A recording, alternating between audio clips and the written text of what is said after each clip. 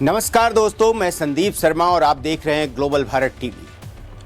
आपको आज हम एक तस्वीर दिखाते हैं और ये एक तस्वीर आखिर क्यों बांग्लादेश, पाकिस्तान और ममता बनर्जी तीनों की धड़कनें बढ़ा रही हैं। एक तरफ है army chief general Upendra Dwivedi तो दूसरी तरफ हैं दिनेश त्रिवेदी। दिनेश त्रिवेदी जिन्हें हाल ही में बांग्लादेश का हाई कमिश्नर नियुक्त किया गया है। नियम तोड़कर इनको बांग्लादेश का उच्चायुक्त बनाया गया है। नियम क्या है आपको पता होगा कि जनरली आमतौर पर हाई कमिश्नर वही होता है जो एक आईएफएस अधिकारी होता है, जो कहीं दूसरे देश में राजदूत बनकर जाता है। ये ना तो इंडियन फॉरेन सर्विस के अधिकारी हैं और ना ही इन्होंने कभी यूपीएससी की परीक्षा पास की है, बल्कि ये पहले ममता बनर्जी की पार्टी में नेता रहे, मनमोहन सरकार में रेल मंत्री रहे और फिलहाल में बीजेपी के नेता हैं और अब बांग्लादेश के उच्चायुक्त पद की जिम्मेदारी संभालेंगे। जहां रवाना होने से पहले ये आर्मी चीफ से मुलाकात करते हैं। ये भी बहुत रेयर इवेंट है, क्योंकि कोई उच्चायुक्त जो होता है वो डिफेंस मिनिस्टर्स के ये रक्षा मंत्रालय का हिस्सा होता है, उससे मुलाकात करके जाए, ये बड़ा अमूमन आमतौर पर देखा नहीं जाता है, क्योंकि उच्चायुक्त जो होता है वो विदेश मंत्रालय से अटैच्ड होता है। लेकिन यहाँ पे मुलाकात आर्मी चीफ से होती है जाने से पहले। तो सवाल ये है कि इस मुलाकात के मायने क्या हैं? क्या भारत बांग्लादेश में कोई ऑपरेशन चलाने की तैयारी कर रहा है?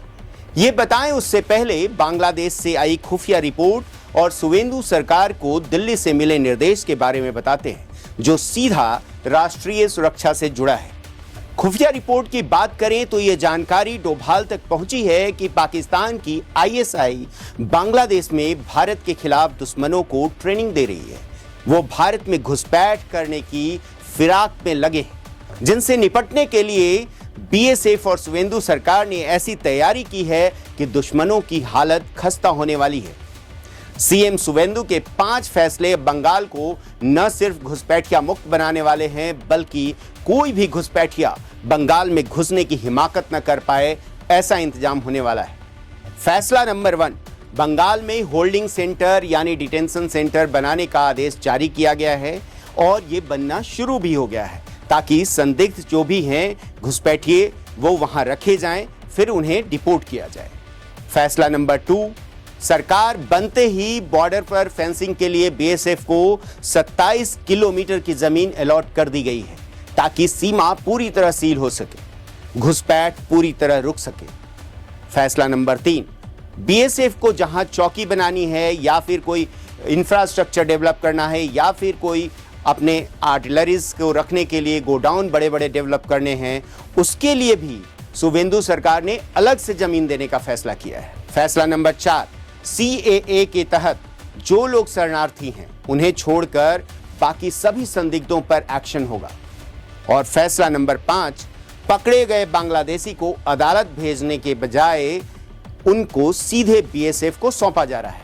अब आप सोच रहे होंगे कि जब फैसला बीएसएफ को सौंपने का हो ही गया है तो फिर डिटेंशन सेंटर की जरूरत क्या है? और सीएम सुवेंदु ने जब खुद कहा है कि वापस जाओ, दामाद थोड़े ही हो। जो उन्होंने बताया जो बांग्लादेशी है वो तो हम लोग ले लेगा, ये सब बांग्लादेशी है, उसको ले लेना चाहिए। लेकिन ये लोग को, पुलिस को हम लोग बता दिया जेल में भेजने का जरूरत नहीं है। देश के रुपया में खाना खाएगा, कपड़ा देगा, मेडिसिन देगा, एक दामाद है ये लोग। जल्दी जल्दी भागो, जल्दी जल्दी भागो, नहीं तो जो करना है सरकार करेगा। तो फिर ये सेंटर बनाने और वहां इन्हें रखने का खर्च क्यों? तो इसे ऐसे समझिए कि किसी भी विदेशी को वापस भेजने की एक प्रक्रिया होती है। उसके तहत उसका डॉक्यूमेंट वेरीफाई किया जाता है, वहां के अधिकारियों को भेजा जाता है, फिर उसे डिपोर्ट किया जाता है। इन सब में जितना वक्त लगता है उतने ही दिन उन्हें डिटेंशन सेंटर या होल्डिंग सेंटर में रखा जाएगा। चूंकि इस वक्त भारत बांग्लादेश के रिश्ते अच्छे नहीं हैं, इसलिए इस फैसले में मुश्किलें भी आ सकती हैं। बांग्लादेश के कई नेता भारत से इस वक्त नाराज हैं, क्योंकि उनकी पूर्व प्रधानमंत्री शेख हसीना को भारत ने शरण दी हुई है। इसलिए बांग्लादेश को लेकर भारत की ओर से उठाया जा रहा एक एक कदम बेहद खास हो जाता है, वो भी तब जब ममता बनर्जी पर यह आरोप लगते रहे हों कि उनके नेता घुसपैठियों को शरण देते थे, उनके लिए आधार कार्ड, वोटर कार्ड और तमाम कागजात बनवाते थे। और ये आरोप तब और सही लगने लगते हैं जब बांग्लादेश की संसद में खड़े होकर एक सांसद कहते हैं कि बंगाल में बीजेपी की सरकार बनी तो मुश्किल हो जाएगी। আমরা এমন একটা রিজিয়নে আঞ্চলিক একটা অবস্থায় পৃথিবীর এমন একটা স্থানে আমাদের অবস্থান যেখানে আমরা অনেকগুলো বাস্তবতার সঙ্গে আমরা জড়িয়ে আছি। এই বাংলাদেশে শরণার্থীদের ঢল নামানো হতে পারে সেই ধরনের চক্রান্ত আশেপাশে চলছে। মাননীয় স্পিকার, বিভিন্ন জায়গায় রোহিঙ্গারা অলরেডি চলে এসেছে। আবার আমাদের প্রতিবেশী দেশ থেকে আবার যে মুসলমানদেরকে বের করে দিয়ে আমাদের দেশে শরণার্থী হিসেবে ঢল নামানো হবে না তার কোনো গ্যারান্টি নেই। মাননীয় স্পিকার, अब सरकार बन चुकी है और घुसपैठियों की मुश्किलें भी बढ़ चुकी हैं। ऐसे में ये आरोप तब और गंभीर लगने लगते हैं जब बांग्लादेश की सड़कों पर ममता के पक्ष में मोर्चा खोलने की बात होने लगती है। तो क्या ममता बनर्जी की अब कली खुलने वाली है? क्योंकि सुवेंदु एक तरफ घुसपैठियों और उन्हें शरण देने वालों पर बंगाल के भीतर सख्त हैं, तो वहीं दूसरी तरफ ममता बनर्जी के पुराने साथी और टीएमसी के संस्थापक सदस्य अब बांग्लादेश में उच्चायुक्त बनकर पहुंच चुके हैं, जो ये पता लगाने की कोशिश करेंगे कि बांग्लादेश में किन किन नेताओं से अभिषेक बनर्जी और ममता बनर्जी के संपर्क रहे हैं। अगर ऐसा हुआ तो फिर समझिए टीएमसी जो अभी दो धड़ों में टूट रही है, जिनके नेताओं में पार्टी छोड़ने की होड़ मची है, वो पूरी तरह से दफन भी हो सकती है और उसके खिलाफ लगे कई गंभीर आरोप साबित भी हो सकते हैं। तो क्या इन्हीं वजहों से मोदी शाह की जोड़ी ने नियम तोड़कर एक बड़े नेता को उच्चायुक्त बनाकर भेजा है? अगर हां, तो फिर क्या वो ये सब कर पाएंगे? इसे समझने के लिए उनका भी मिजाज जानना होगा।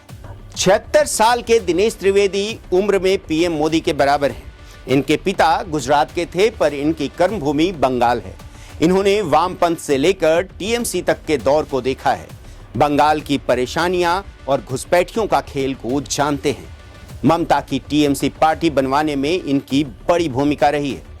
अब अगर ममता की पार्टी का बांग्लादेश से किसी भी तरीके का कनेक्शन निकला, घुसपैठियों को शरण देने के आरोपों में दम दिखा, इसके बदले किसी भी तरीके की डील सामने आई, तो अंजाम क्या होगा आप खुद भी समझ सकते हैं। लेकिन कहते हैं कोई भी नियुक्ति सिर्फ राजनीति ध्यान में रखकर नहीं की जाती, बल्कि भारत बांग्लादेश के बीच रक्षा संबंध और सीमा सुरक्षा फिलहाल बहुत अहम हो गया है। खासकर बांग्लादेश में तख्तापलट के बाद शेख हसीना को भारत में शरण देने के बाद संबंध और भी नाजुक स्थिति में है। साथ ही हसीना की सुरक्षा भी भारत के लिए सुरक्षा की परेशानी का सबब बन चुका है।